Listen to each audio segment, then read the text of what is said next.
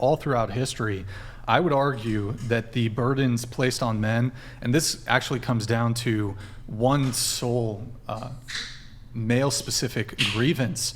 I think that all feminist arguments about oppression are dead on arrival. In fact, men have been more oppressed than women, and here's precisely how. So all of women's collective grievances fall flat in the face of just one sole male grievance, and that's forced military conscription.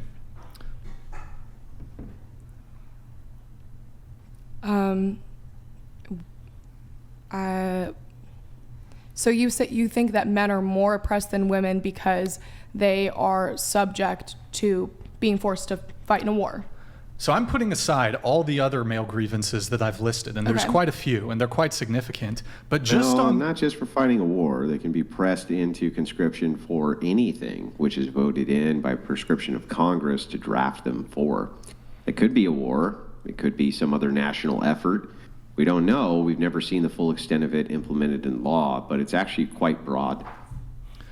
So, I mean, yes, throughout all of human history, yes, I would argue that sole male-only grievance is bigger than all of the women's collective grievances combined.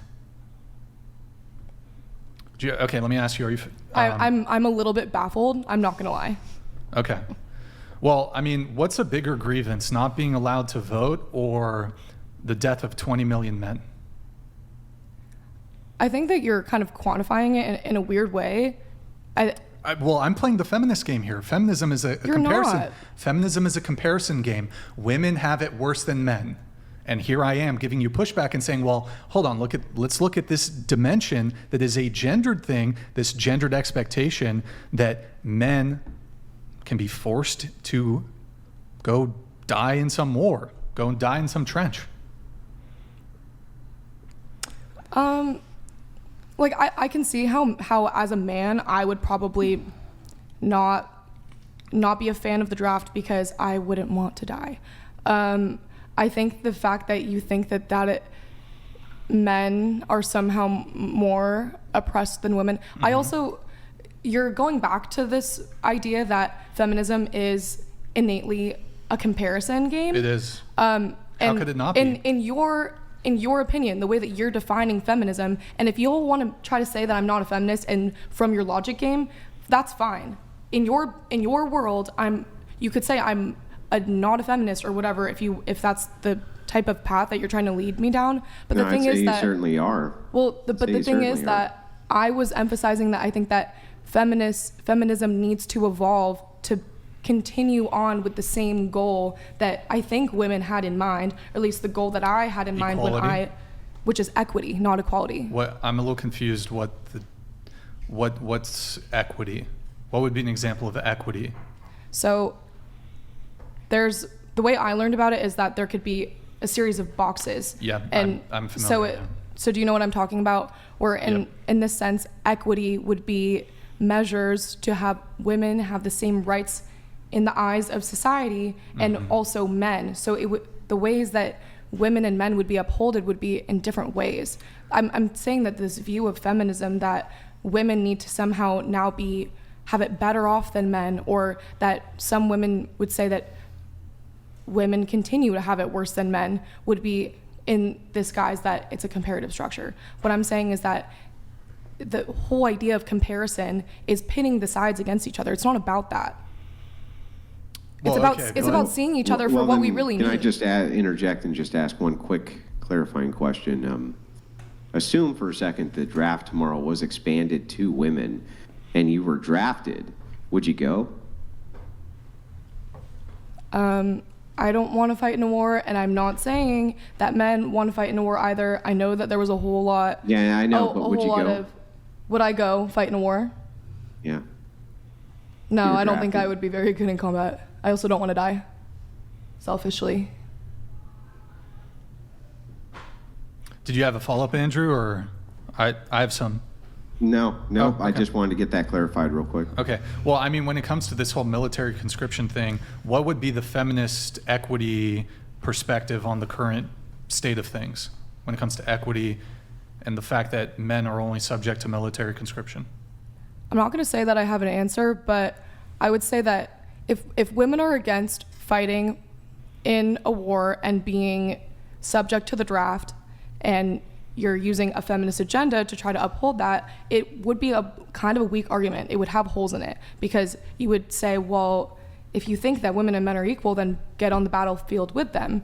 But I think that men also love to uphold the idea that part of the gender expectations that are held upon them is that they are the protectors and they are physically stronger. And so if you're physically stronger and you want to protect me, then go do it. Well, what if a man doesn't want to be drafted? That doesn't really change the fact that in the event of a draft, he would be drafted. Can I ask something? What's up? I don't know the historics of it. Like, how did that come to be? What do you mean? Like, drafting people and it, like, Okay, how did that I mean, I World War think II? I could take a crack at this, but I mean, throughout all human history, different tribes warred with each other, and if you were a man and you were able-bodied, they would put a spear in your hand and say, you're going to defend the tribe, otherwise they're going to take our land, they're going to take our women, they're going to commit atrocities against our civilian population.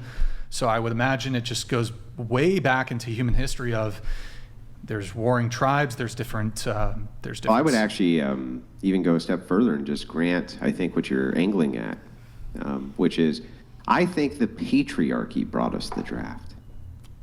Yeah, exactly. That it was a system of patriarchy go. which brought us the draft here in the United States. Do you guys disagree with that, or was that kind of where you were going with that? No, that's so valid.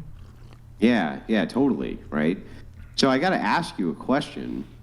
How in the world could we ever repeal any of these things which the patriarchy have imposed upon us without appealing again to another patriarchy to do so? You can't. You can't. Another patriarchy. Which means that grid one is correct and patriarchy is inevitable. What's your other version of a different patriarchy? Like a matriarchy? What could you appeal to which was not a patriarchy and would not become a patriarchy by necessity in order to overthrow a patriarchy? I've never been here to necessarily overthrow the patriarchy. I think that's kind of a combative way of looking at the whole situation. And I've seen models of a matriarchy Well, that I people don't try think to so. present. So, for instance, let's say you passed laws. You would say that you would pass laws in order to get rid of this nefarious patriarchy, right? I didn't say that. Okay, but I don't understand then. How would you replace a patriarchy? You keep saying I want to replace the patriarchy. I never said that I wanted to replace the patriarchy. Okay, so then can you answer my question of how you would be able to replace a patriarchy, even if you don't want to, absent appealing to a patriarchy?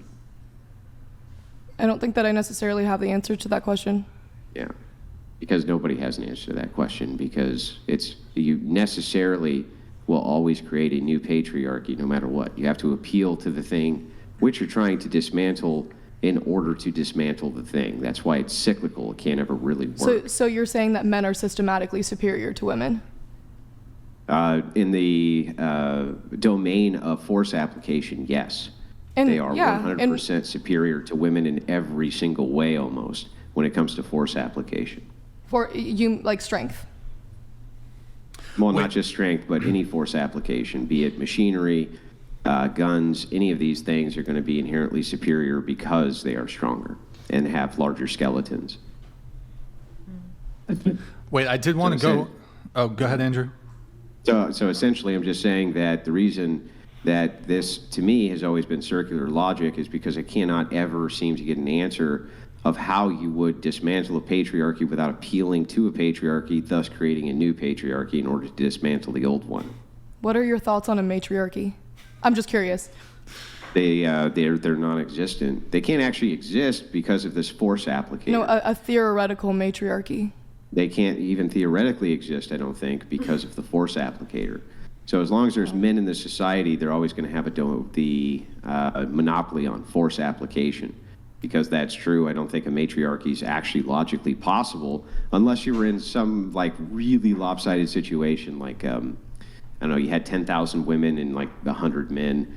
I think that might be possible. But even then, I'm not sure. I'm not even sure then. So, but I don't think it's logically possible inside of general societies to have matriarchal systems. Do you think that I lost my train of thought, but you think that a matriarchy in theory just wouldn't work because women, like in order for a society to operate on a functional basis, you would need strong force operation to be Yeah, you have to have there? force applicators in order to enforce the law of the land. So in other words, if there's a criminal and you want him punished, there has to be big, burly, strong guys who take his ass to court and throw him in prison and guard him at night. And there has to be big, strong men around to guard you at night with guns from other men who might hurt you. So yeah, absent the force applicator, I don't see how it could ever work. I can see what you're saying. Here, I got one question. I didn't really get like a straight answer on this. So what would be the equitable thing when it comes to the current state of the military, the draft? I don't have a strong answer. I would say that in the guise of the patriarchy, men, if they are in fact the superior force and they are viewed in their gender But roles from the feminist worldview. from the feminist 'Cause you said it was worldview. about equities. If I were to propose something to unoppress the men. No, let's assume that a draft is required. Like you can't get rid of a draft. There is a draft, yeah. Like the United States has a draft. Right. So, I mean, I don't know if I'm oversimplifying this, but I mean, the immediate answer that comes to my mind is you would simply equalize the draft. Women and men are subject to military conscription. Right, that would be the automatic answer, would be that both men and women would be subject to being in the army. But under your whole thing with feminism being for equity, would that be equitable for both men and women to be subject to military conscription? I would say not necessarily. Also, you're taking the way that I defined feminism and you're creating this whole idea that I'm defending feminism to the ends of the earth under the guise of its definition as it exists now. And that's not what I said. I said that I was actually criticizing some of the elements of feminism. I said I don't think it should be a comparative structure.